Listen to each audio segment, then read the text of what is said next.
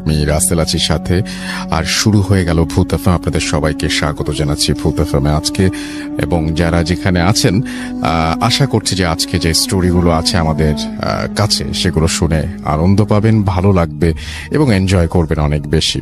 তা এখন যেটা করব সেটা হচ্ছে সরাসরি চলে যাব আমরা আমাদের প্রথম অতিথি হিসেবে আছেন আজকে আফনান ভাই, তার কাছে চলে যাব এবং তার কাছ থেকে একটা ঘটনা শুনে আসবো। আশা করছি যে এই ঘটনাটা আপনাদের অনেক বেশি ভালো লাগবে।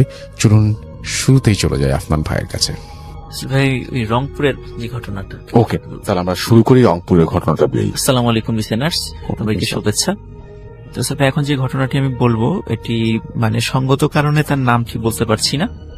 তো ঘটনাটি খুব বেশি দিন আগের নয়, 2012 সালের ঘটনা।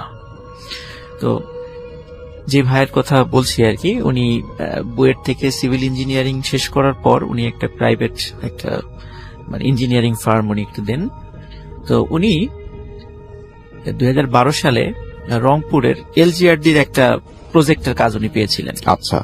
তো উনি ওনার কাজের কারণে রংপুরে যেতে হবে, এরকম একটা জরুরি মানে একটা কাজ এসে দাঁড়ায় হঠাৎ করেই, যে সকালেই তাকে ওখানে থাকতে হবে সাইটে। তো ওনার ড্রাইভারটা আবার ছুটিতে ছিল। মজার বিষয়, ওনার ড্রাইভারের বাড়িও রংপুরে ছিল। তো উনি চিন্তা করলেন যে উনি নিজেই ড্রাইভ করে যাবেন, ফেরার পথে ওনার ড্রাইভারকে নিয়ে আসবেন। উনি যেই ভাবা সেই কাজ, উনি রাতের বেলা গাড়ি নিয়ে বেরিয়ে পড়েন।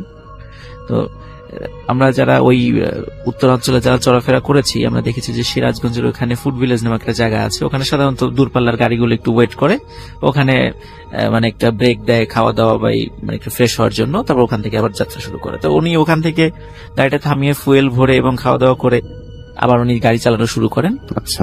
তো ওখানে গাড়ি চালানোর মানে বেশ অনেক দূর যাওয়ার পর উনি হঠাৎ মনে করেন যে ইঞ্জিনে কোনো সমস্যা হচ্ছে, উনি ফিল করেন আর কি। আচ্ছা।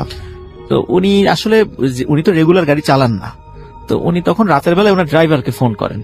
তখন ড্রাইভার সব শুনে বলেন যে স্যার, ওই ইঞ্জিন আপনি একটা কাজ করেন, একটু পানি ঢুকান।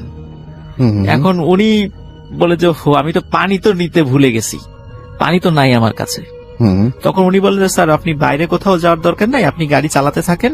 তো রাস্তার দুই পাশে আপনি অনেক মসজিদ পাবেন।